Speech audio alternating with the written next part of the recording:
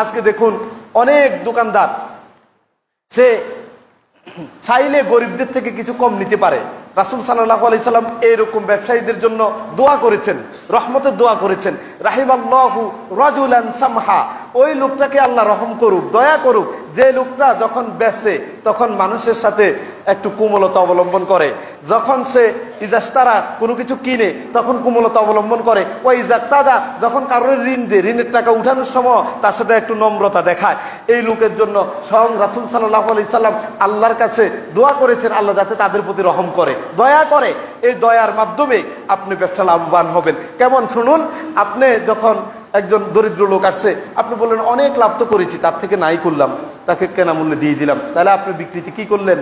তার প্রতি দয়া করলেন। আবার আমরা যারা কিনি আমরা পারি না দয়া করতে, আমরা এটাকে কমাতে কমাতে কমাতে কমাতে কিছু কাঞ্জুস এমন আছে, নিজের বন্ধুর দোকানে যাই, চারিপাশে সব দোকান ঘুরে দেখে যে এটার দাম 5,000, বন্ধুর কাছে যে জিজ্ঞেস করছে এটার দাম কত রে, 5,000, তাইলে আর তোর কাছে আসার দরকার কি, আমি তো ওখান থেকেই নিতে পারি, কত রাখবি বল, না তোর জন্য 100 টাকা কম, না তাইলে হইল না। সে এটা কমাতে কমাতে কমাতে তার কিনা মূল্য 4,000, ওইখানে যায় ঠেকাইছে। এখন বন্ধু চিন্তা করছে তার সাথে সবসময় চলি, আর কি করব, তাহলে দিয়ে দিই 4,000। আপনাকে যে 4,000 আপনি তাকে এভাবে পেশাদ দিয়ে বিভিন্ন বুঝিয়ে বন্ধুত্বের কথা বলে নিলেন, তার ব্যবসা চলবে কেমনে? এই জন্য দেখেন দুই দিকে সমন্বয় করেছে ইসলাম। একদিকে বিক্রেতাকে বলছে দয়াবান হতে, আবার ক্রেতাকে বলছে তুমি দয়াবান হও, মাঝে মাঝে কিছু বেশি দিয়ে আসবেন।